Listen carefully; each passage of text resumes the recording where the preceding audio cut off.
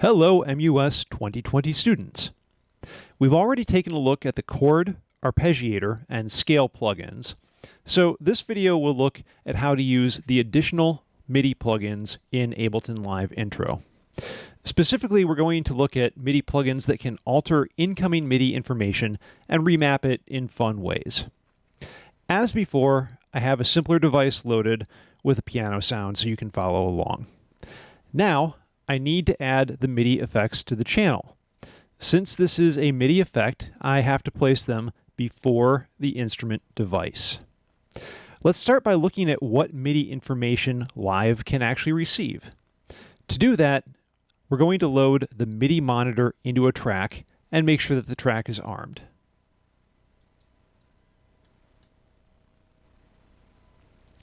MIDI Monitor is an analysis plugin that displays incoming information from your MIDI keyboard. In note mode, it shows what pitches are played and gives you an analysis of the notes played, the root, which is the lowest note played, not the theoretical root for you music theory students. It analyzes and tells you the chord played if you're playing more than one note, and it tells you the velocities played. If you switch to flow mode, you get a different view of information. Here, it gives you a color-coded list of MIDI events, including things like note on, control change, pitch bend, aftertouch, and system-exclusive messages. This is extremely useful for debugging controller issues, like if you have a stuck note, if there's a random transposition, or just bad velocity information. But this is not an effect that you will use to change sound. So what does all of this mean? Well, the note pitch messages are essentially telling the computer what key has been pressed on your MIDI controller and thus what note you're playing. Velocity tells the computer how hard you hit that key, which usually but not always translates into volume. Pitch bend corresponds to the bend knob on a keyboard and can change the pitch of a note being played. Aftertouch is pressure data applied to a key after it's been pressed, hence the name. And while it's kind of rare on most MIDI keyboards and requires a compatible instrument plugin, it can be very cool and can easily be mapped to things like filters or can be used to add volume swells. CC is a control change. This corresponds to the physical knobs or sliders on a MIDI controller and is extremely useful when used with the expression control plugin that we'll look at later. Finally, SysX refers to system-exclusive messages that will change from MIDI device to MIDI device. We're not going to look at those in this class. So, knowing that, and knowing those different types of data that we can get from MIDI, pitch, control change, pitch bend, aftertouch, and velocity, let's look at what we can do with those and how we can use the MIDI effects to alter this incoming data before it goes to our instrument device. I'm going to grab the pitch plugin and insert that here. So pitch is just a simple transposition tool to adjust the value of incoming MIDI notes by plus or minus 128 semitones, which is roughly plus or minus 12 octaves. Range is going to set the span of notes from the lowest note received to the highest note. Notes that are inside this range are allowed to pass and can be transposed, but notes outside of this range are blocked and silenced. But let's see it in action. I'm just going to play C,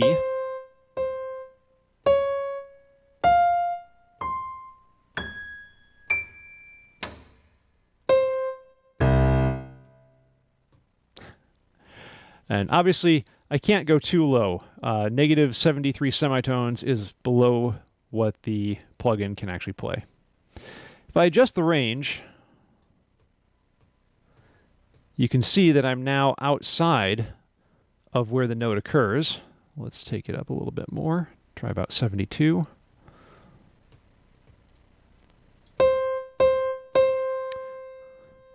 And now that I'm playing within the range, I can play that note, but if I go up an extra octave, I get nothing. So it's very useful if you want to transpose notes and if you want to keep everything within a specified range. But that could be a little less interesting. So let's take a look at random. Random randomizes incoming MIDI notes based on the chance parameter. So the higher the chance, the more likely it is that a note will be changed. So at 0,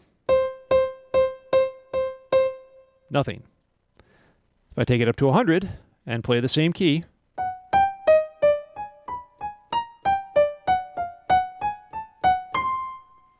I get something a little bit more interesting. With this, the choices controls the number of different possible random notes. So let's give it a span of 24.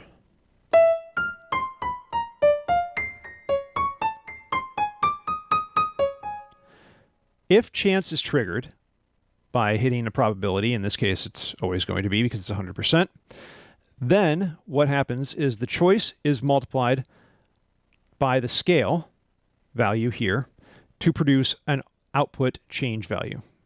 So let's change the scale. We're going to get very high pitches, I have a feeling. Yep.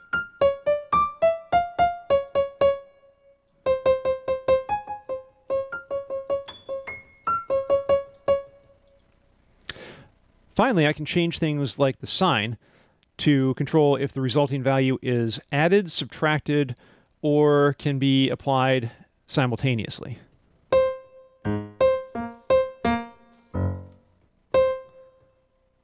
Let's do both with the by option.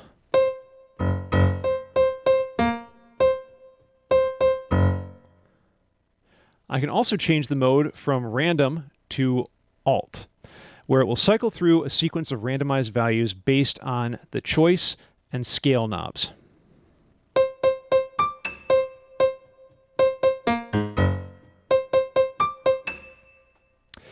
So using this, you can get some really interesting values, but I strongly recommend putting a scale device afterwards to make sure that you stay within a set key.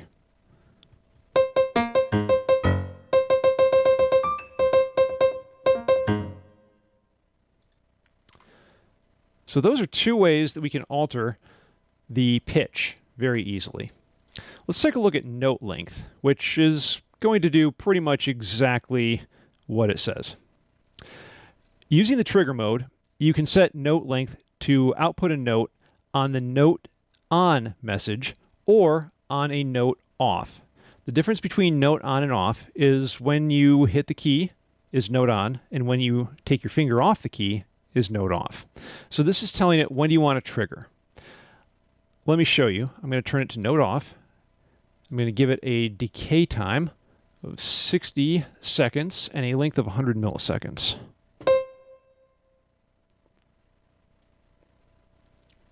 And then let's take that length up to 60 seconds.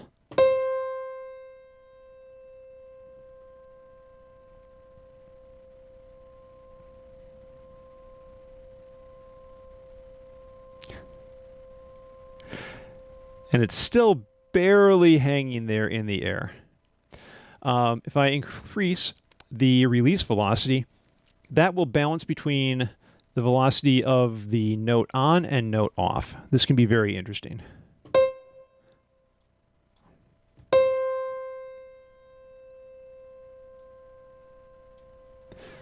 But tends to work better with synths as opposed to piano samples. The gate is another really useful knob here. This determines the percentage of the length that it's actually held for every note. So right now it's being held for 100% of the note, but I can change that down to say 70%.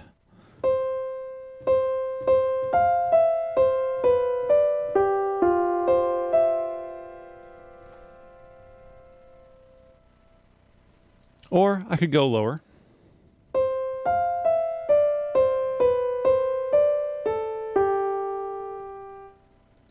And you you can hear it just cuts off a note once it reaches about 25% of that 5.74 seconds length.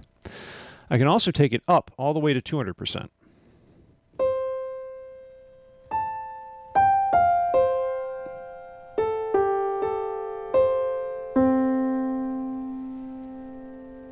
Which produces some really, really nice sounds that can be very, very useful. Finally, we have key scale. With key scale, the pitch of the incoming notes can be used to alter the length. So if it's positive, then notes above middle C will be longer, and notes below middle C will be shorter. So if I go in the negative route, that will go the opposite way, and notes below middle C will be shorter, sorry, and notes above middle C will be longer. I tend to avoid using that personally, but that's just me. Let's take a look at velocity next. As I mentioned before, velocity corresponds typically to the volume that is used for playing back samples or synths when you're using MIDI. In this case, velocity is going to intercept the velocity coming from your MIDI controller, and it's going to change it in a controlled manner or randomly. We can set the out high and out low knobs to give it the output range. So right now it's got the full range of 1 to 127. But I can also take that up. You can see the curve changes, and now it's only going to output things between 75 and 127. So just as an example, I'm going to play this note as softly as possible.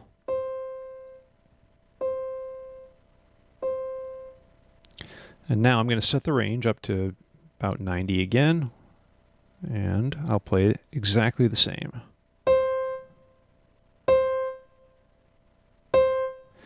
You can hear the note sounds louder, even though physically on the keyboard I'm using an extremely light touch. So that gives you a really nice way to get that altered. If you have a really heavy touch and you want to play softer, then you can turn the out high down, and now, no matter how hard I smack it, the key is only going to play softly.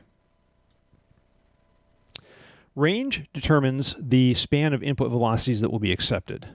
If the velocity is outside of that, then it's ignored. So I usually leave that 127 at the highest and 1 at the lowest. Drive controls the curve.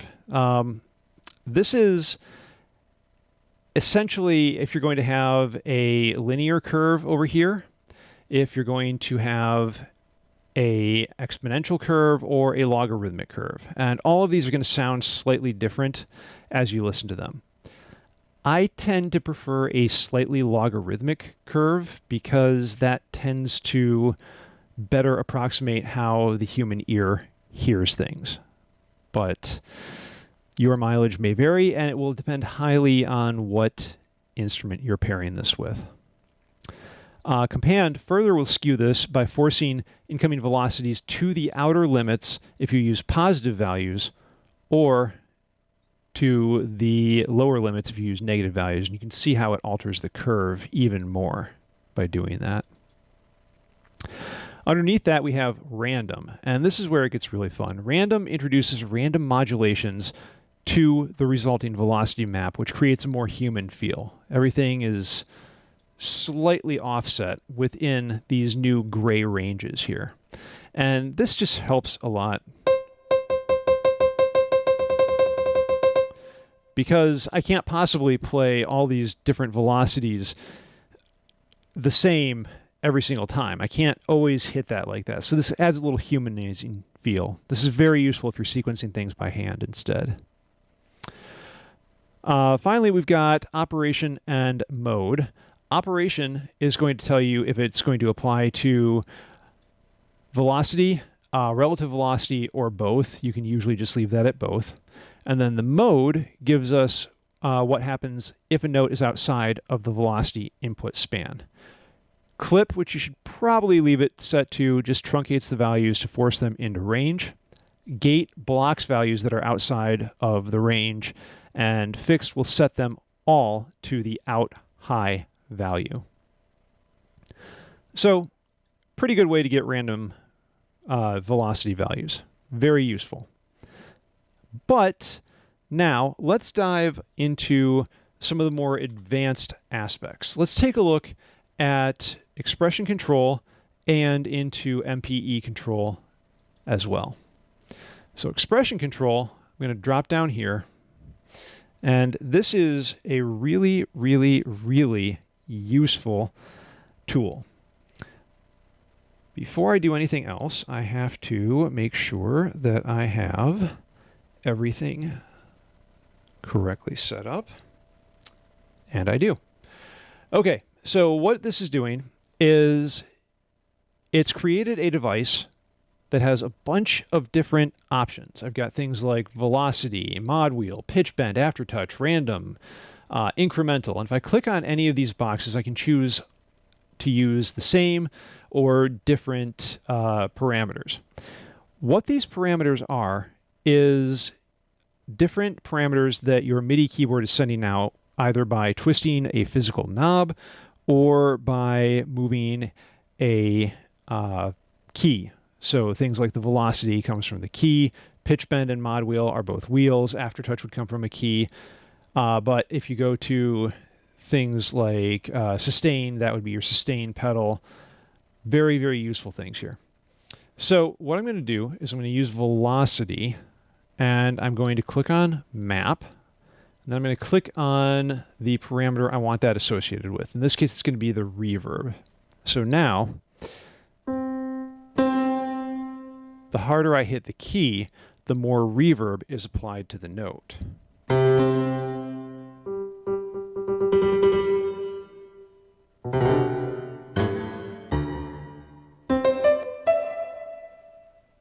Very cool. This is really fun. You can do other things like apply pitch bend. So I'm going to map pitch bend to, how about the tone? And let's try that.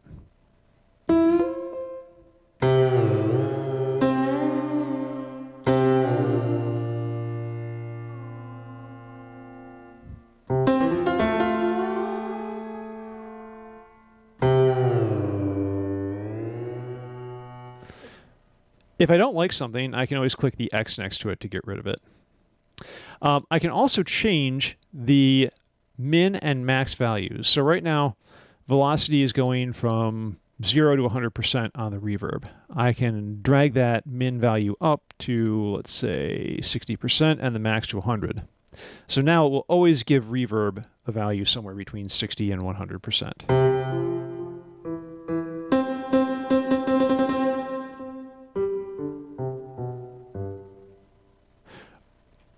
Very useful. I can change the shape from logarithmic to linear. Again, logarithmic is going to be closer to how the human ear hears things, so that tends to be a little bit more useful. Rise and fall will give it a smoothing factor to the envelope that's generated whenever you use the velocity in this case, or if you use mod wheel or pitch bend. So this is really cool. It allows you to map out the different controls on your MIDI controller to then associate them with knobs on a device. You could associate them with the pan knob or the volume knob or the send knobs on a channel strip. It's very, very useful. Furthermore, if I click on this little curve next to output, you'll notice I can edit the curve that is applied. I can change it. I can make it an S-curve. I can play around with linking things and changing their velocity mapping and get really, really cool and fine-tuned with how I set this. And all of those will then be mapped through that curve to whatever parameter they are associated with to, in this case, reverb.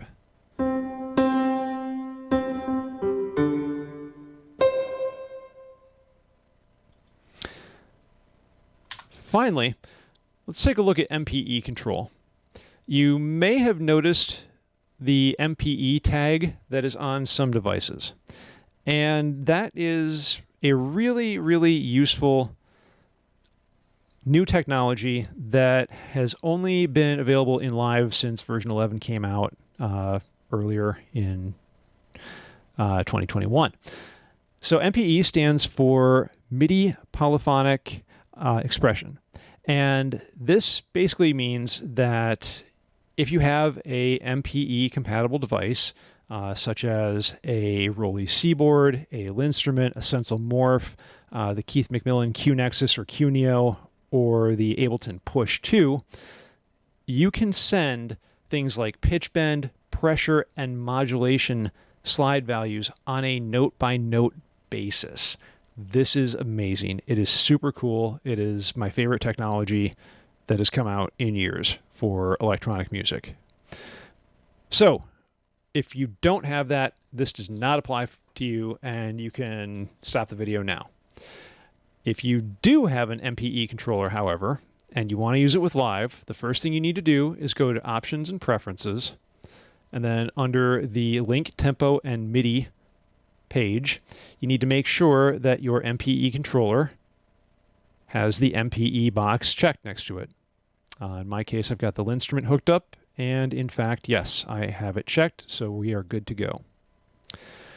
Now, let's get into the fun part. So the Linstrument and other MPE controllers can map things like pressure, slide, and pitch. And all of these can be edited independently through the MPE control. Pressure corresponds to how much pressure you are actually using. Slide is, in the case of the Linstrument, the vertical position of your finger on each cell, and pitch is pitch bend. So let's first expand this and take a look at what we've got. So I can apply a smoothing factor to pressure, which is very similar to the rise and fall that we had previously with the expression control. I can also make changes here. So we're going to make it much, much harder by applying that key map. I can set the minimum and the maximum modulation range. I can change the curve to an S curve. I can go pretty nuts with this. Then I can change things to, say, pitch. So with pitch here, I've got a pitch range, and this is pretty useful. Most MPE controllers have a default range of plus or minus 48 semitones. If, however, I was using one that I needed to go to plus or minus 24 semitones, I didn't want to figure out how to remap my controller, I could just change the pitch range to 2 to 1, and that should be fine. Or 4 to 1 or 8 to 1, but I'm good with 1 to 1 right now because this grand piano has the ability to do that. So with that, I could change the curve and give it more or less of a pitch bend. That's a little nuts in this case.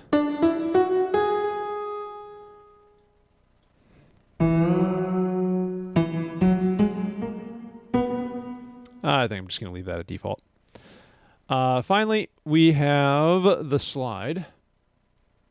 And the slide has two modes. It has absolute mode and relative mode. These should match what you have on your device. In my case, I am currently set to relative mode, so I'm going to change that to relative mode.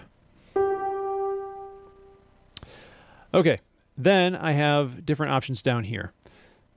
Since some devices, especially purchased instruments, might not have MPE compatibility, you can map MPE to MIDI. You can take pressure and map that to aftertouch. You can take slide and map that to the mod wheel, which I'm going to do here.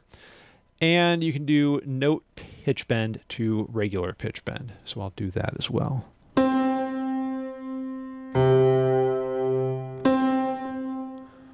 So those would be really useful if I were using a VST instrument that didn't have MPE compatibility. Again, this one will require a little bit of playing. Your mileage will vary. And once again, if you do not have an MPE controller or know what that is, this does not apply to you. But take a look at those devices and see how you can use those in your own pieces.